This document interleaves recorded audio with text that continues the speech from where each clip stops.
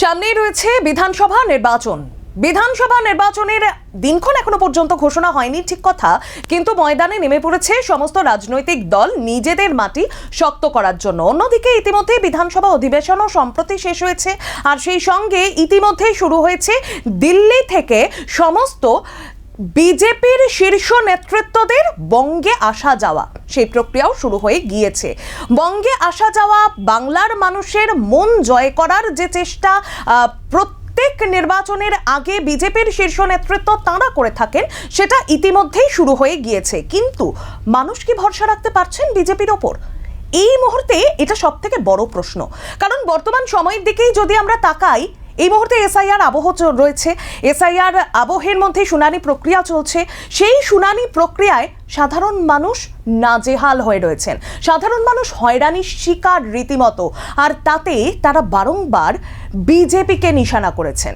আর এই মুহূর্তে দাঁড়িয়ে কার্যত বিজেপির অবস্থা যে নড়বড়ে বা টালমাটাল হয়ে রয়েছে, সে কথা আর বলার অপেক্ষা রাখে না। কেন এই এতগুলো প্রসঙ্গ বললাম? তার কারণ রয়েছে। তার কারণ এটাই, বর্তমানে দাঁড়িয়ে বিজেপির অন্দরেই একটা দ্বন্দ্ব দেখা যাচ্ছে। যদিও এটা নতুন কিছু নয়, এর আগেও এই ধরনের ঘটনা একাধিকবার সামনে এসেছেন। কিন্তু এবার যে ঘটনাটা ঘটছে, কার্শিয়াংয়ের বিজেপি বিধায়ক, কার্শিয়াংয়ের বিধায়ক বিষ্ণুপ্রসাদ শর্মা, তিনি বিজেপির বিধায়ক হওয়া সত্ত্বেও তিনি জানিয়ে দিয়েছেন যে তিনি আর বিধায়ক পদে থাকতে চাইছেন না, বিজেপির বিধায়ক হয়ে থাকতে চাইছেন না, এই কথা তিনি জানাচ্ছেন। প্রশ্ন এখানে থাকছে যে যে সময় নির্বাচন আসন্ন, সেই সময় তিনি কেন এই কথা বলছেন? এক্ষেত্রে তৃণমূল কংগ্রেসের তরফ থেকে ইতিমধ্যেই এক্স হ্যান্ডেলে বার্তা দেওয়া হয়েছে। সেই এক্স হ্যান্ডেলে বার্তায় তৃণমূল কংগ্রেসের তরফ থেকে অভিযোগ করা হয়েছে যে বিষ্ণুপ্রসাদ শর্মা, মাফ করবেন, তিনি বর্তমান সময়ে কেন এই প্রসঙ্গ তুললেন, কেন এই কথা তিনি বললেন, তার কারণ স্বরূপ তৃণমূল কংগ্রেস অভিযোগ করেছেন যে মানুষকে বেশ কিছু প্রতিশ্রুতি দেওয়া হয়েছিল বিজেপির তরফ থেকে, সেই প্রতিশ্রুতি রাখা সম্ভব হয়নি, প্রতিশ্রুতি পূরণ করতে পারেনি বিজেপি, যার কারণে এবার নিজেই পদত্যাগ করতে চাইছেন কার্শিয়াংয়ের বিধায়ক। তৃণমূল কংগ্রেসের এই এক্স হ্যান্ডেল বার্তার পর থেকে, এক্স হ্যান্ডেলে এই অভিযোগ আনার পর থেকে রাজ্য রাজনীতি কার্যত উত্তপ্ত হয়ে রয়েছে। রাজ্য রাজনীতি সরগরম বর্তমানে। এবং বিজেপি বিধায়ক, তার ঠিক কি বক্তব্য? কার্শিয়াংয়ের বিধায়ক, তার কি বক্তব্য? তিনি বলছেন যে তিনি সম্পূর্ণভাবে মানুষের পাশে থেকে মানুষকে সাহায্য করতে পারছেন না। তিনি মানুষকে সাহায্য করার চেষ্টা করেছিলেন, মানুষকে সাহায্যের জন্য তিনি এই বিধায়ক পদে এতদিন পর্যন্ত ছিলেন, কিন্তু বর্তমানে দাঁড়িয়ে বিজেপির প্রতিনিধি হয়ে দাঁড়িয়ে তিনি সেই কাজ করতে পারছেন না। দলের তরফ থেকে বেশ কিছু বাধা দেওয়া হচ্ছে, যার জন্য তিনি আর বিজেপির বিধায়ক হয়ে থাকতে চাইছেন না। পরবর্তী নির্বাচনে তিনি বিজেপির হয়ে কাজ করবেন না, এমনই স্পষ্ট বার্তা ইতিমধ্যে তিনি জানিয়ে দিয়েছেন, যা নিয়ে রাজ্য রাজনীতি কিন্তু উত্তপ্ত হয়ে রয়েছে।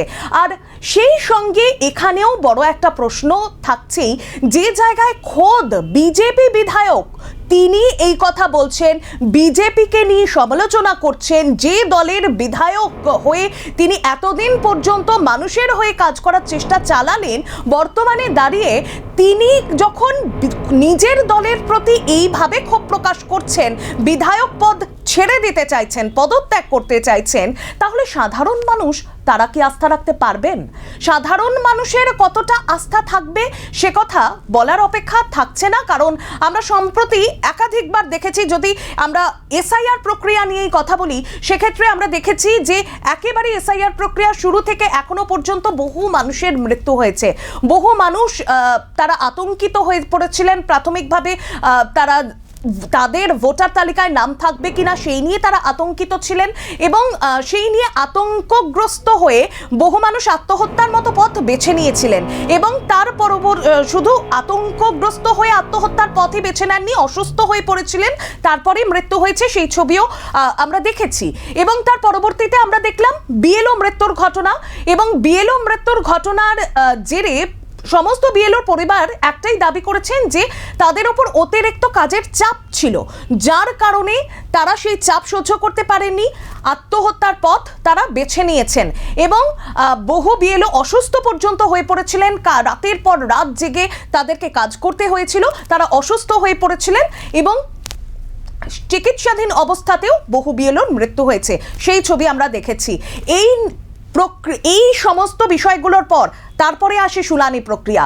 যে শুনানি প্রক্রিয়ায় আমরা দেখছি শুনানি কেন্দ্রে প্রত্যেককে গিয়ে দাঁড়াতে হচ্ছে, যারা একেবারে বিশেষ চাহিদা সম্পন্ন ব্যক্তি তারাও বাদ যাচ্ছে না, তাদেরকেও শুনানি কেন্দ্রে যেতে হচ্ছে, সেখানে গিয়ে রীতিমতো হয়রানির শিকার হতে হচ্ছে।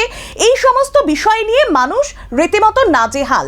একাধিকবার আমরা দেখেছি যে রাজ্যের শাসক দল তৃণমূল কংগ্রেসের তরফ থেকে মানুষের পাশে থাকার সব রকমভাবে আশ্বাস দেওয়া হয়েছে এবং শুধুমাত্র সেটাই নয়, বিভিন্ন সময় এই অভিযোগও বিরোধী সমস্ত রাজনৈতিক দলের তরফ থেকে করা হয়েছে যে নির্বাচন কমিশন বিজেপির কথায় চলছে, বিজেপির হয়ে কমিশন কাজ করছে, এমন অভিযোগও সমস্ত বিরোধী রাজনৈতিক দলের তরফ থেকে বারংবার করা হয়েছে।